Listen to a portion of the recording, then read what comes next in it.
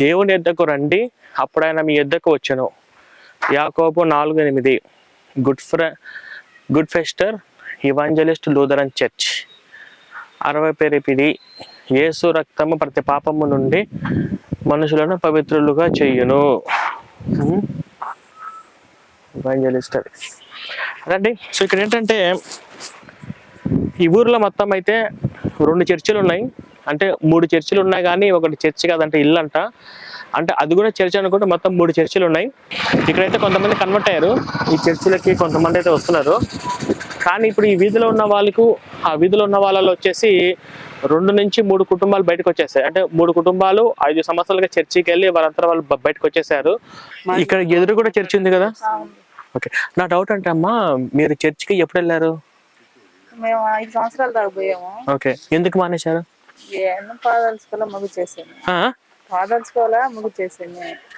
కారణాలు ఉంటాయి చెప్పులే. అంటే మీ మాటలు చాలా మందికి ఇన్స్పిరేషన్ అవుతుంది.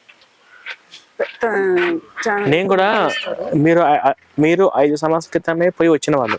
నేను క్రిస్టియన్లను పుట్టి క్రిస్టియన్లను పెరిగి మొత్తం క్రిస్టియన్ జీవితం నుంచి వచ్చానమాట. ఆ క్రైస్తవ మొత్తం దరిద్రం చూసిన తర్వాత అసలు ఆ బైబుల్, ఈ పాస్టర్ చెప్పే బోధనలు సమాజానికి కరెక్ట్ కాదు, ఇది మనుషుల్ని హిందువులు అన్యులు అంటూ మనుషుల మధ్య మతాల మధ్య చిచ్చులు పెట్టే విధంగా ఈ పుస్తకం ఉంది.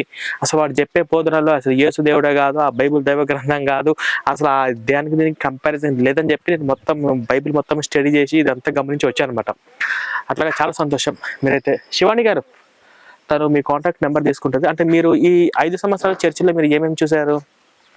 రక్తం గార్చే రక్తం అంతే కదా. ఫస్ట్ పాపంలో పుట్టారు, మీ బతుకు ఒక పాప బతుకు పాపి. మీరందరూ బుద్ధి లేదు, గొర్రెలు, మన గొర్రెలు కాపరి యెహోవా గొర్రె. నరకం, రక్తం, పాపం. మా దేవుడు నమ్మకపోతే శాశ్వతంగా నరకంలో పడతారు, నరకం. అంతే కదా. చాలా సంతోషం. మీ పేరమ్మా? అదండి. ఇప్పుడు భవాని గారు వచ్చేసి 5 సంవత్సరాలు యేసు దేవుడు అని చెప్పి, బైబుల్ ఒక దైవగ్రంథం అని చెప్పి తెలుసు తెలియక చర్చికి వెళ్ళారు. ఇప్పుడైతే బయటకు వచ్చారు. నాకైతే చాలా సంతోషంగా ఉంది. మేమైతే చాలా హ్యాపీగా ఫీల్ అవుతున్నాము. అట్లాగే మన హిందూ ధర్మాన్ని మీరు ఎప్పుడు వదిలిపెట్టకండి. మీరు ఎంచక్క లోపల దేవుడి పటాలు పెట్టుకుని పూజ చేసుకుంటారు, అలాగే మీరు పూజించుకోండి.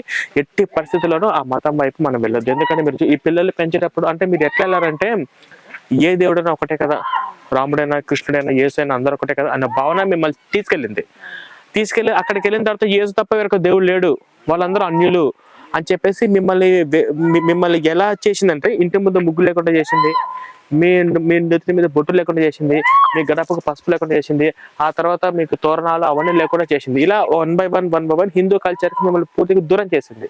మీరు ఎంచక్క ఈ 5 ఏళ్లలో మీరు ఎప్పుడు కూడా శ్రీకాళహస్తి దర్శించి ఉండరు, రాములవారి గుడికి వెళ్ళి ఉండరు, తిరుమల తిరుపతి దేవస్థానం కూడా వెళ్ళి ఉండరు, కృష్ణ గుడికి వెళ్ళి ఉండరు, రామాయణ శ్రీకృష్ణాష్టమి ఇవన్నీ ఏం జరుపుకోకుండా ఉండిండరు. అంటే దాంట్లో ఉన్న సంతోషం మొత్తం కూడా మీరు చాలా వరకు కోల్పోయి ఉన్నారు.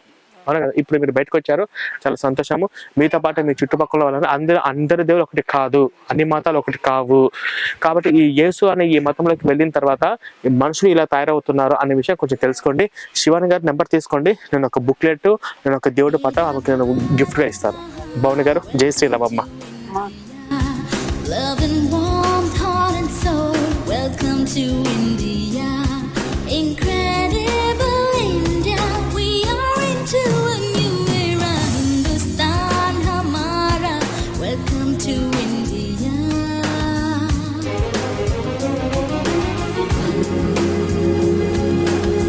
ఆ తర్వాత వచ్చేసి ఆ పక్క లైన్లో వచ్చేసి ఒక 5-6 మందికి హిందువులు, అక్కడంతా హిందువులు క్రిస్టియన్స్ అంతా ఒకటే అని, అన్ని మతాలు ఒకటే అనే భావనలు ఉన్నారు. అక్కడ ఉన్న వాళ్ళందరికైతే కొంచెం కట్టర్ హిందువులుగా మార్చాము. అంటే ఎక్కువగా స్టూడెంట్స్ను, యువకుల్ని టార్గెట్ చేశాము. ఇప్పుడు ఈ లైన్లో ఉన్నటువంటి వాళ్ళలో కొంతమంది అయితే వెళ్తున్నారు, వాళ్ళని కూడా మార్చాలనుకుంటున్నాం. కానీ ఇప్పుడు ఇది సమయం కాదు. ఇది మేము చాలా దూరం నుంచి వచ్చాము, ప్లస్ ఇది లైట్ కూడా ఫెయిల్ అయిపోయింది. వీళ్ళకి ఎలా చెప్పాలి, వాళ్ళకి ఎలా ఎక్కించాలి అనేది మేము ఇంకొకసారి ప్లాన్ చేసుకుంటాము. ఇప్పుడు ఏంటంటే ఇవన్నీ కూడా కరెంటు స్తంభాలు. ఈ స్తంభాల మీద కూడా వాళ్ళు ఇష్టం వచ్చేట్టు ఫ్లెక్సీలు అంటించుకుంటూ పోయారు. సో దాని గురించి కూడా ఒకసారి మాట్లాడాలి. ఈ గ్రామ పెద్దలతో కలిసి, ఈ గ్రామ పెద్దలతో మాట్లాడి అసలు ఇక్కడ దేవుడు ఎట్టయితాడు, ఇక్కడ ఇన్ని చర్చిలు కడుతుంటే ఇంతమంది మారుతుంటే వాళ్ళు ఏం చేస్తున్నారో నేను అడిగి అనుకుంటాను. మీరు కూడా నాతో పాటు వచ్చేయండి. నేను ఈ ఊరికి వచ్చిన ఎంట్రన్స్ లోనే ప్రతి స్తంభానికి కూడా మా యేసు తప్ప వేరొక దేవుడు లేడు, మన పాపంలో రక్తంతో కడిగాడు, యేసు మాత్రమే పరిశుద్ధుడు అని చెప్పేసి అక్కడ వరుసగా ఏ స్తంభాన్ని వదిలిపెట్టకుండా ఫ్లెక్సీలు కట్టుకుంటూ వచ్చారు. నాకేంటంటే ఇప్పుడు ఈ ఊరికి వచ్చిన తర్వాత నాకు మీరెవరో నాకు తెలియదు, నాకు మీరేం పరిచయం లేదు. పిలవంగానే మీ ఇంట్లో నాకు కూర్చోడానికి కుర్చీ ఇచ్చారు, తాగడానికి మంచినీళ్ళు ఇచ్చారు, నేను అడకముందు టీ ఇచ్చారు, ఓకేనా, కూర్చోండి సార్ అని చెప్పేసి మీరు మర్యాదలు చేశారు మీరందరూ కలిసి. మీరేమన్నా నా క్యాస్ట్ ఏంటంటే మీకేమన్నా చెప్పారా? అంటే నా క్యాస్ట్ పట్టింపులు మీకేమైనా ఉన్నాయా? నేను ఎవరన్నా మీకు ఏమైనా పట్టింపులు ఉన్నా? ఏం లేవు కదా. ఇప్పుడు నేను ఎవరో మీకు పరిచయమే లేదు. నేను ఇప్పుడు నన్ను మాత్రమే కాదు, నా టీంలో ఉన్న కెమెరామెన్ని, నాతో పాటు వచ్చిన పింకీ గారిని కావచ్చు, వీళ్ళని కావచ్చు, ఇంటికి రాగానే కూర్చోబెట్టారు, కుర్చీ ఇచ్చారు, నీళ్ళు ఇచ్చారు, టీ తాగుతారు అన్నారు. తర్వాత మీరు మాట్లాడడానికి కాస్త సమయం కూడా ఇచ్చారు, నేను మాట్లాడితే వినడానికి మీరు అవకాశం కూడా అందరు ఇచ్చారు. అందరు కలిసి కూర్చుంటారు, అసలు ఏం చెప్తారని చెప్పి మీరు శ్రద్ధగా వింటున్నారు. ఇక్కడ మీరు నా మతం ఏందో చూడలేదు, నా కులం ఏందో చూడలేదు, ఎక్కడి నుంచి వచ్చారో చూడలేదు, ఎవరున్నారో చూడలేదు.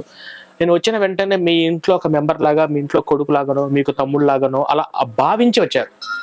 మనకేం రక్త సంబంధం లేకపోయినా కుల మత భేదం అనేది మనం ఇక్కడ ఆలోచించలేదు. చాలా సంతోషం. వాళ్ళు అంటే నేను ఒక హిందువుని, నేను బొట్టు పెట్టుకుంటాను, జయ శ్రీరామ్ అంటాను, నా ఫేస్ చూడంగానే మీకు హిందుత్వం కనిపిస్తుంది, నేను ఒక హిందూ ధర్మ ప్రచారకుడు అనుకోండి. క్రిస్టియన్స్ వాళ్ళ ఇంటి లోపలికి వెళ్ళి బాబు రండి కూర్చోండి టీ ఇస్తారా? మీరు చేసినట్టు వాళ్ళు చేస్తారా? ముస్లిమ్స్ వాళ్ళు చేస్తారా చేయనట్టు? వాళ్ళు ఎందుకు చేయరు? మీరు ఇప్పుడు మీరున్నారు, మీరు క్రిస్టియన్స్ వచ్చినా ఇట్లానే చేస్తారు, ముస్లిమ్స్ వాళ్ళు వచ్చినా ఇట్లా చేస్తారు. మనకు మతంతో సంబంధం లేదు. రండి కూర్చోండి, నీళ్ళు తాగండి, టీ తాగండి, చెప్పండి సార్, లేదా కట్టుకుంటే అన్నం తిన్నారా, అన్నం తింటారా అని అడుగుతాం. మనము ఎవరైనా చూస్తాం. కులాలు మతాలు అనేది మనం ఎప్పుడు చూడం. అది మనం ఎక్కడ ఏ గ్రంథంలో కూడా అతిథి దేవో భవ, ఇంటికి వచ్చిన అతిథిని మనము గౌరవించాలి అనేది మన సంస్కృతిని మనం పాటిస్తాం. ఎందుకు అంటే వాళ్ళు ఎందుకు ఇప్పుడు క్రైస్తవుల వాళ్ళ ఇంటికి వెళ్తే మనకి ఎందుకు రానివ్వరు? మన ప్రసాదాలు ఎందుకు తినరు? మనతో పాటు లోపలికి ఎందుకు రారు? మనం పూజించినట్టుగా మన రాముని కృష్ణ వాళ్ళు ఎందుకు పూజించారు? మన ఇంట్లో శ్రీరామనవమి శ్రీకృష్ణాష్టమి జరుపుకుంటే వాళ్ళు ఎందుకు రారు? మనం గుడిలో భజన చేసుకుంటే మనతో పాటు ఎందుకు పార్టిసిపేటింగ్ చెయ్యరు? మనం గరికపాటి వారు చెప్పినటువంటి ప్రవచనాలు, చిన్నజీవ స్వామి చెప్పినటువంటి ఆ వాక్యాలు అవన్నీ చెప్పినప్పుడు అందులో ఉన్న మంచిని వాళ్ళు ఎందుకు గమనించలేరు? మనం భాగవతం చదువుతాము, రామాయణం చదువుతాము, కానీ వాళ్ళు ఎందుకు అవన్నీ చదవరు? వాళ్ళు బైబిల్ తప్ప ఎందుకు ఏది పట్టుకోరు? అంటే అది వాళ్ళందరిది తప్పు కాదు. వాళ్ళందరూ ఎవరు? హిందువులే కదా. ఇప్పుడు ఈ ఊర్లో 3 చర్చిలు కనపడ్డాయి. ఎంట్రన్స్ లో ఒక పెద్ద చర్చి కనపడింది, ఈ మధ్యలో పక్కన ఇంకో చర్చి ఉంది, మళ్ళీ ఈ పక్క ఎండింగ్ లో ఇంకో చర్చి ఉంది. మొత్తం 3 చర్చిలు కట్టారు వరుసగా. ఈ ఊరు చాలా చిన్న ఊరా? ఎన్ని ఉన్నాయి చర్చిలు? 3 చర్చిలు ఉన్నాయి ఈ ఊర్లో. నాకు ఈ 3 చర్చిలు చూసుకుంటూ వచ్చాను. ఎక్కడ పడితే అక్కడ స్టిక్కర్స్ అంటించేశారు, మా ఏస్త పేరుగా దేవుడు అని చెప్పేసి ఇవన్నీ అన్నారు. అసలు ఈ ఊర్లో ఒకప్పుడు కరెక్ట్ ఒక 10 సంవత్సరాల క్రితం ఒక చర్చ్ అంటే ఉందా? అందరు హిందువులే కదా, వాళ్ళు హిందువులే. కానీ చర్చిలు కట్టినోడు ఎవడంటే ఈ ఊరు వాడైతే కాదు. కట్టినోడు ఈ ఊరికి ఏం సంబంధం లేదు. వాడు కట్టింది కూడా కబ్జా చేసి కట్టింటాడు వాడు ఆల్మోస్ట్. లేకపోతే ఆ స్థలము లీజుకు తీసుకోనో వాడు అలా చేసి కట్టింటాడు. వాడు ఎవడో బయటోడు వచ్చి ఈ ఊర్లో ఎంత ధైర్యంగా స్థలాలు కబ్జా చేసి చర్చి కట్టి మళ్ళీ ఇక్కడ ఉన్న హిందువులందరినీ చర్చికి తీసుకెళ్తున్నాడంటే మనం అసలు ఏ పొజిషన్లో ఉన్నాం? అసలు ఇది చాలా కొంచెం చిన్న ఊరే కదా. ఈ ఊరి మొత్తం మీద ఒక 200 నుంచి 250 కుటుంబాలు ఉంటాయి, అంతే కదా. 200 నుంచి 250 కుటుంబాలు ఉన్నటువంటి ఈ ఊర్లో 3 చర్చిలు అవసరమా? అంటే ఈ చర్చిలు కట్టడం వల్ల ఏమవుతుంది? అసలు చర్చికి వెళ్ళడం వల్ల ఏమవుతుంది? అంటే చర్చికి వెళ్ళిన వాళ్ళు ఎవరన్నా హిందువుల్ని మనుషులాగా చూస్తారా? అంటే ఏంటంటే హిందువుల పండుగలు చేసుకొని ఇస్తారా? అంటే మనుషుల మధ్య చిచ్చు పెట్టడానికి అన్ని మతాలు ఒకటి కాదు, యేసు ఒకటే దేవుడు, క్రైస్తవం నిజమైన మతము, అదే పరలోకానికి మార్గం తీసుకెళ్తుంది, హిందుత్వులు అందరూ నరకానికి వెళ్తారు అని ఈ భావన హిందువుల మధ్య హిందువుల్ని కొట్టుకునే విధంగా ఈ చర్చిలు ఈరోజు కట్టారు. ఓకేనా? అంటే వాడు ఇంత ధైర్యంగా వచ్చి చర్చి కట్టినాడు అంటే దానికి అర్థం ఏంటంటే మనలో ఒక భావన ఉంది. ఏంటిదంటే అన్ని మతాలు సమానమే, అందరూ దేవుళ్ళు ఒకటే, అతిథి దేవోభవ, ఇలా ఇంటికి వచ్చిన ఎవరైనా గౌరవించడము, అన్ని మతాలు ఒకటే భావన అన్న భావన ఫస్ట్ మన మైండ్ లో నుంచి పోవాలి. ఇక చర్చికి వెళ్ళిన హిందువులందరూ కూడా ఒకప్పుడు హిందువులు అయినప్పటికీ వాళ్ళు మతం మార్చి అన్ని మతాలు ఒకటే కదా, రాముడి గుడికి వెళ్తేనేమి, కృష్ణుడి గుడికి వెళ్తేనేమి, అట్లాగే ఈ ఈశ్వర గుడికి వెళ్తేనేమి అనే ఆ భావననే వాళ్ళు చర్చికి తీసుకెళ్ళింది.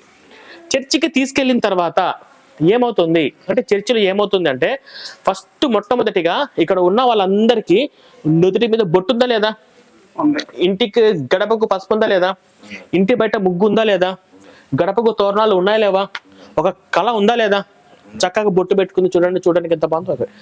చర్చికి వెళ్ళే వాళ్ళకి బొట్టు ఉంటుందా? వాళ్ళ ఇంటి బయట ఏమన్నా ముగ్గు ఉంటుందా? వాళ్ళ గడపకి ఏమన్నా పసుపు రాసుకుంటారా? ఏమన్నా తోరణాలు ఉంటాయా? వాళ్ళకి తాలిబొట్టు ఉందో లేదో తెలియదు. ఇంకొంతమందికి ఉండదు, మెట్టెలు ఉండవు, ఓకేనా? కొంతమందికి గాజులు ఉండవు, వాళ్ళు మల్లెపూలు పెట్టుకోరు. ఎందుకు పెట్టుకోరు? ఎందుకు చేయరు?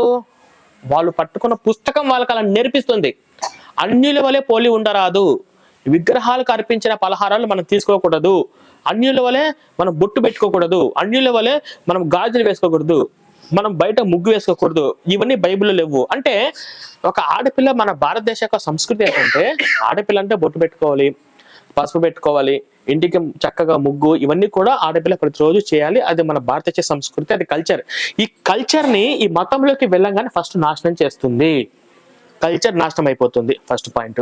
మన హిందువులో ఇప్పుడు మీకు ఏమంటే ఇష్టం? మీకు రాముడు అంటే ఇష్టం, మీకు కృష్ణుడు అంటే ఇష్టం, మీకు నరసింహస్వామి అంటే ఇష్టం, మీకు ఆంజనేయ స్వామి అంటే ఇష్టం, మీకు శివుడు అంటే ఇష్టం, ఓకేనా? మీకు నరసింహస్వామి అంటే ఇష్టం. ఇప్పుడు మీ అందరికీ రకరకాలుగా ఉండొచ్చు దేవుళ్ళు, కానీ అందరం కలిసిమెలిసి హ్యాపీగా సంతోషంగా ఉంటాం కదా.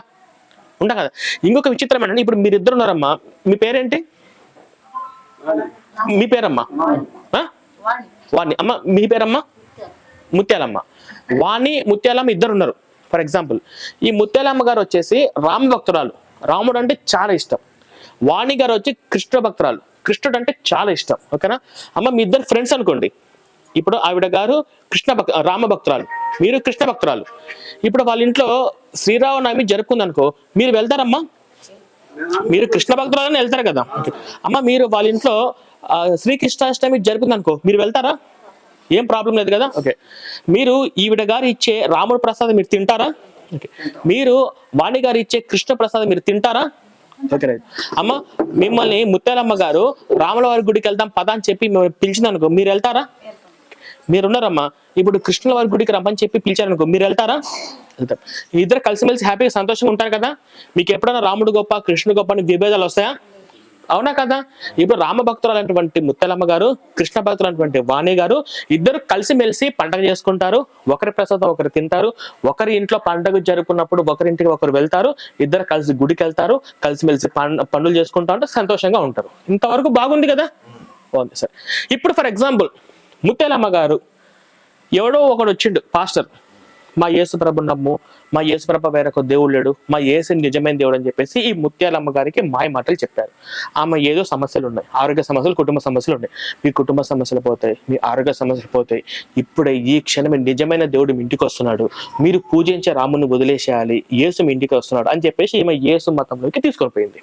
రైట్. ఇప్పుడు చూడండి, మీరు ఇప్పుడు యేసు మతంలోకి వచ్చారమ్మా. ఇప్పుడు మీరు ఆవిడతో పాటు కలిసి కృష్ణ గుడికి వెళ్తారా? ఇప్పుడు ఆవిడతో పాటు కలిసి మీరు కృష్ణ ప్రసాదం తింటారా? నెక్స్ట్, మీరు ఆవిడతో వాళ్ళ ఇంట్లో కృష్ణాష్టమి జరుపుకుంటే మీరు వాళ్ళ ఇంటికి వెళ్తారా? ఎంత తేడా ఉంది చెప్పండి. మీరిద్దరు కూడా విడిపోవాల్సి వస్తుంది, విడిపోతారు. మీరు ఏమంటారంటే, నేను మీతో ఫ్రెండ్షిప్ చేయాలంటే, మీతో పాటు కలిసి మీతో పనులు చేయాలంటే మీరు కూడా నాతో పాటు మా చర్చికి రా అని చెప్పే స్టేజ్కి వస్తుంది. ఇది ఇద్దరు స్నేహితుల మధ్య మాత్రమే కాదు, అదే వాళ్ళు యేసుప్రభు నమ్ముకోవాల్సి వస్తే పూర్తిగా వాళ్ళ కుటుంబాన్ని వదిలేసుకోవాల్సిన పరిస్థితి వస్తుంది అనమాట. ముత్యాలమ్మ గారు చాలా మంచిది, నిన్నటి వరకు రాముడిని మొక్కింది, చాలా మంచిది. ముత్యాలమ్మ చాలా మంచిది. కానీ ముత్యాలమ్మ ఎక్కడ తప్పు చేసింది అంటే, వాళ్ళు ఆ బైబుల్ అనే పుస్తకాన్ని నమ్మింది కదా, ఆ పుస్తకాన్ని నమ్మడం వల్ల ఆ పుస్తకంలో ఏముందో తెలియదు. అంటే ఆ పుస్తకం నమ్మితే మనిషి సైకోలాగా మారుతాము, మనిషి ఇలా మతాల మధ్య విద్వేషాలు రెచ్చగొట్టే విధంగా ఉంటుంది, ఇది ప్రమాదకరము అనే విధంగా ఈమెకు తెలియకపోవడం వల్ల. అంటే ఈమె మంచిదే, కానీ మంచిగా ఉన్న ఈవిడను ఒక హిందూ ద్వేషిగా, తోటి స్నేహితురాలు అయినప్పటికీ ఆమె మతం మీద ఈమెకు ఉన్నటువంటి ద్వేషము, కోపము, విగ్రహారాధన అసహించుకున్నాడు, ఇవన్నీ కూడా ఈమెను తయారు చేసింది బైబుల్, అలా తయారు చేసింది కృష్ణ. ఇప్పుడు ఈ చర్చిలో జరుగుతుంది మొత్తం అదే జరుగుతుంది. ఇప్పుడు ఫర్ ఎగ్జాంపుల్ అండి, ఇంకొక మాట చెప్తున్నాను. ఇప్పుడు ఈవిడ గారు ఉన్నారనుకోండి, రామ భక్తురాలైనా యేసు నమ్మింది. ఈమె రామ భక్తురాలుగా ఉన్నంత వరకు రాముని బాగా పూజించింది, శ్రీరామనవమి జరిపింది, శ్రీరామనవమి వచ్చినప్పుడు అందరికీ భోజనాలు పెట్టింది, ఆమె రాముడి కోసం ఎన్నో మంచి పనులు చేసింది, రాముడి గురించి ఎంతో మందికి గొప్పగా చెప్పి ఎన్నో మంచి పనులు చేసింది. కానీ యేసు ప్రభు నమ్మింది అనుకో, సరే యేసు మంచి దేవుడు, యేసు తప్ప వేరొక దేవుడు లేడంట అని ఆ భావన ఉండదు. ఆ భావన నుంచి ఏమవుతుంది తెలుసా, నేను ఒకప్పుడు రాముడిని పూజించాను, ఆయన రాముడి విగ్రహము ఆయన రాముడు సైతాను, ఆయన రాముడు వాళ్ళ భార్యను అడవులు వదిలేశాడంట, తెలుసో తెలియక పూజించాను అని అని అంటే అలా వెంటనే ఆమెను అలా తయారు చేసేస్తుంది అనమాట మతం. ఆ మతం అలా ఎందుకంటే ఇప్పుడు ఫర్ ఎగ్జాంపుల్ ఈవిడ గారే ఉన్నారు అనుకోండి కృష్ణ, ఆమెకు ఈవిడి మీద కోపం వచ్చిన తర్వాత ఆమె పొరపాటుగా యేసు ప్రభుని ఏమైనా అనాలన్నా ఆమె అనలేదు, అవునా కదా? మనం ఏమైనా యేసు ప్రభుని తిడతామా? మనం భయపడతాం, మనసులో భయం ఉంటుంది. ఎందుకంటే అమ్మ యేసు ప్రభుని కోట్లాది మంది దేవుడిగా పూజిస్తున్నారు, దేవుడు కాదు పక్కన పెట్టేసేయండి, దేశవ్యాప్తంగా కోట్లాది మంది భక్తులు ఉన్నారు, వాళ్ళ మనోభావాలు దెబ్బతింటాయి, వాళ్ళు చాలా బాధపడతారు వాళ్ళు దేవుని తిడితే అనేది మనం ఆలోచిస్తాం. కానీ ఏ క్రైస్తవుడు కూడా హిందువులు బాధపడతారేమో వాళ్ళ దేవుడిని అంటే, హిందువులు ఏ విధంగా అయినా కానీ వాళ్ళ పండగలను వాళ్ళ దైవ ఆరాధన పద్ధతిని కించపరిస్తే వాళ్ళు బాధపడతారని ఏ క్రైస్తవుడు ఆలోచించాడు. ఇట్లా మారిందంటే నేను ఒకప్పుడు భయంకరమైనటువంటి విగ్రహారాధికుని, భయంకరమైనటువంటి పూజలు చేశాను, భయంకరమైనటువంటి ఈ పాపిష్టి పనులన్నీ చేశాను. కానీ ఇప్పుడు నిజమైన దేవుని తెలుసుకున్నాను, ఆయన రాముడు కాదు, ఆయన ఒక విగ్రహం అని తెలుసుకున్నాను అని అలాంటి భావన అంటే అది చాలా ప్రమాదకరం, దుర్మార్గం. ఇవన్నీ మీకు తెలియదు, ఇదంతా కూడా ఒక స్లో పాయిజన్. పాస్టర్ అన్నవాడు వాడు ఒక మైండ్ సెట్, వాడు చాలా ప్రమాదకరమైన వ్యక్తి. ఇక్కడ 3 చర్చలు ఉన్నాయి, మీరు ఇలాగే మౌనంగా ఉంటే 30 చర్చలు వస్తాయి, ఓకేనా? ఇంకా మీరు మౌనంగా, ఇప్పుడు మీరందరూ ఉన్నారమ్మా ఈ ఊర్లో ఉన్న వాళ్ళందరూ కూడా రేపు గణపతి వస్తే హ్యాపీగా వినాయక చవితి మీరు జరుపుకుంటారు, శ్రీరామనవమి జరుపుకుంటారు, కృష్ణాష్టమి జరుపుకుంటారు, ఇవి కొన్ని రోజులే జరుపుకుంటారు. ఎందుకంటే 3 చర్చిలు వచ్చినాయి, 10 చర్చిలు వస్తాయి, వీళ్ళు క్రిస్టియానిటీ మెజారిటీ పెరుగుతుండ్రు. ఈ గ్రామం అంతా క్రిస్టియానిటీ మెజారిటీ పెరిగితే మిమ్మల్ని పండుగలు చేసుకునేరు. ఉదాహరణకి బంగ్లాదేశ్ లో ఉన్న హిందువులు ఎవరైనా హ్యాపీగా వినాయక చవితి జరుపుకుంటారా? పాకిస్తాన్ లో ఉన్న హిందువులు ఎవరైనా హ్యాపీగా కృష్ణాష్టమి జరుపుకుంటారా? ఎందుకు జరుపుకోరు? అక్కడ ముస్లిం మెజారిటీ ఉంది, ముస్లిమ్స్ లో పర్మిషన్ తీసుకోవాలి, వాళ్ళు ఇవ్వరు, చంపేస్తారు, వాళ్ళకి మతమే ఇంపార్టెంట్ అంటారు. కానీ మన భారతదేశంలో శ్రీకృష్ణాష్టమి, శ్రీరామనవమి ఇవన్నీ హ్యాపీగా సంతోషంగా జరుపుకుంటున్నామంటే హిందువులు మెజారిటీగా ఉన్నంత వరకే. తప్పు చేసిన వాడిని చట్టం కఠినంగా శిక్షిస్తుంది. వాడు ఎవడైనా మతం చూడట్లేదు, కులం చూడట్లేదు. మన భారత రాజ్యాంగము ఒక క్రమశిక్షణ ఒక పద్ధతిలో నడుస్తుందంటే దీనికి కారణం ఈ దేశవ్యాప్తంగా హిందువులు మెజారిటీగా ఉన్నారు కాబట్టి. ఆ 2 మతాలు ఏ విధంగా మెజారిటీ పెరిగితే ఓకేనా, మనము దేనికి పనికిరా, మన పండగలు చేసుకోలేము, మన సుఖ సంతోషాలతో హ్యాపీగా ఉండలేము. అది కాబట్టి మీరందరూ ఏం చేయాలంటే అందరూ కూడా కూలినాలి, కాయ కష్టం పని చేసుకునే వాళ్ళే. ఫస్ట్ మన బ్రెయిన్ నుంచి తీసేసింది ఏంటంటే అన్ని మతాలు ఒకటి కాదు, ధర్మో రక్ష మన హిందూ ధర్మం ఒక్కటే గొప్పది, మన హిందుత్వం మనకు మంచిని బోధిస్తుంది. ఆ మతాలు విద్వేషాన్ని రెచ్చగొడుతుంది, మనుషుల్ని వీక్నెస్ ని క్యాచ్ చేసుకొని వాళ్ళకు ఆశ చూపించి పరలోకమైన ఆశ నరకమైన భయాన్ని చూపించి ప్రలోభాలకు తీసుకెళ్లి వాళ్ళ జీవితాలు నాశనం చేస్తుంది అనేది మీరందరూ మైండ్ లో పెట్టుకొని మీ పిల్లలు వాళ్ళందరికీ మీ యొక్క తర్వాత రాబోయే జనరేషన్ వాళ్ళందరికీ చెప్పాలి. ఇప్పుడు ఉదాహరణకు మన తాతలు ఉన్నారు కదా, మన తాతలు వాళ్ళ నాన్న అంటే మన ముత్తాతలే ఒరే బాబు హిందూ ధర్మం తప్ప ఏది గొప్పది కాదు, సర్వే జన సుఖినో భవంతు అని చెప్పింది మన హిందూ ధర్మం మాత్రమే. మన హిందువులు హ్యాపీగా మనం ఎప్పటికీ మన ప్రాణం పోయినా మన హిందూ ధర్మాన్ని ఎప్పటికీ వదిలిపెట్టకూడదు, మన హిందుత్వం ఒక్కటే గొప్పది. ఆ పాషాండ మతాలు ఇలా ఉన్నాయి అంటే నేను మీకు ఎలాగైతే చెప్పానో ఒక ఉదాహరణ తీసుకొని ఆ మతాలు ఇలా ఉన్నాయి. ఆ క్రిస్టియానిటీ మతము ఆ మతాలు కూడా మనుషుల్ని ఇలాగ మతాల మధ్య చిచ్చులు పెట్టింది, ఇలా పాడు చేస్తుంది. ఆ పాషాండ మతాలు మనకు వద్దు, మన హిందూ ధర్మాన్ని ఎప్పుడు వదిలిపెట్టకూడదు అని మన ముత్తాతలు మన తాతలకు చెప్పింటే ఈ రోజు దేశవ్యాప్తంగా ఇన్ని చర్చలు వచ్చేటియా? ఇంతమంది వాళ్ళు క్రైస్తవులు మారే వాళ్ళ, హిందువులు క్రైస్తవులుగా మారే వాళ్ళ, అవునా కదా? అంటే మన తాతలు మన ముత్తాతలు మన తాతలకు చెప్పింటే అదే మన తాతలు మన నాన్నలకు చెప్తారు, మన నాన్నలు మనకు చెప్తారు. అప్పుడు మేము ఇలా ఇన్ని కష్టాలు మాకు ఉండేటివి కాదు. ఇప్పుడు ఉన్న హిందువులైనా కానీ కఠినంగా ఉండాలి. మన తర్వాత రాబోయే మన జనరేషన్ ని అన్ని మతాలు సమానమే, అందరూ దేవుళ్ళు ఒకటి అన్న భావనను పూర్తిగా చెరిపివేయాలి. ఇప్పుడు నేను మీకు ఎలాగైతే ఆ మతాల్లో ఉన్నటువంటి లోపాలు నష్టాలు చెప్పానో మీరు మీ పిల్లలు కూర్చొని ఒక సమయంలో చెప్పండి. ఉదాహరణకు క్రిస్టియన్స్ వాళ్ళ పిల్లల్ని ఎట్లా పెంచుతారో తెలుసా? క్రిస్టియన్ వాళ్ళ పాప ఒక 10 సంవత్సరాల పాప అట్లా గుడికి వెళ్ళి వచ్చిందనుకో, అప్పుడు క్రిస్టియన్ వాళ్ళ పేరెంట్స్ ఊరుకుంటారా? ఎందుకు వెళ్ళి వచ్చావు గుడికి, మన క్రిస్టియన్స్ కదా, మన బైబిల్ చెప్పింది కదా గుడికి వెళ్ళడం అని వాళ్ళు అంటారు. అది ముస్లిం ఉన్నారు, ముస్లిం వాళ్ళ పాపో బాబో 10 సంవత్సరాల్లో ఉన్న పిల్లలే గుడికి వస్తారా? అంటే ఆ పిల్లలకే ముందు తెలుసు ఆ పిల్లలకి ఎట్లా తెలుసు? ఆ పిల్లల పేరెంట్స్ ముందే చెప్తారు, ముస్లిం వాళ్ళ పేరెంట్స్ చెప్తారు, వాళ్ళ మసీదులో చెప్తారు, పిల్లలకే చెప్తారు. కానీ మన హిందువులు, మన పిల్లలు మసీదుకి పోయినా చర్చికి పోయినా ఏం కాదు, చర్చే కదా, ఏం కాదు మసీదే, ఏమైతుంది లేరా అనుకుంటారు. కానీ రేపే వాళ్ళు మీకు శత్రువులకు తయారవుతారు. వాళ్ళు అలాగే పోయి చర్చికి అట్టన అలవాటు పడి, చర్చి అంటే ఈ మధ్య అమ్మాయిలకు డ్రెస్సులు చూపించుకోవడం కోసం మంచి షోకేషన్ స్టైల్ డ్రెస్సులు అంటే ఇది ఒక రకమైన ప్యాషన్ అన్నమాట. దీనికోసమే చర్చిలోకి వెళ్ళడము, చర్చికి వెళ్ళిన తర్వాత అక్కడ లైఫ్ బాగా అలవాటు పడ్డాము. రేపన్నాడు మీ మాట వినరు, మాకు చర్చే ముఖ్యము, మాకు మా పాస్టర్ చెప్పిండు, మాకు చేసే ముఖ్యం అని చెప్పేసి మళ్ళీ వాళ్ళు మీకు విరోధులకు తయారవుతారు. అట్లాగా మనిషిని వీక్నెస్ గా తయారు చేస్తుంది. ఓకేనా? ఇప్పటి నుంచి మనం అందరము మన పిల్లలు పెంచే పద్ధతిలో మన ముత్తాతలు మన తాతల కాలంలో చేయని పని ఇప్పుడు మనం చేద్దాం. జై శ్రీరామ్, జై శ్రీరామ్, జై Sriram. Mera Bharat Mahan, welcome to India. Love and warmth, heart and soul, welcome to India. Incredible India, we are into a new era. Hindustan Hamara, welcome to India.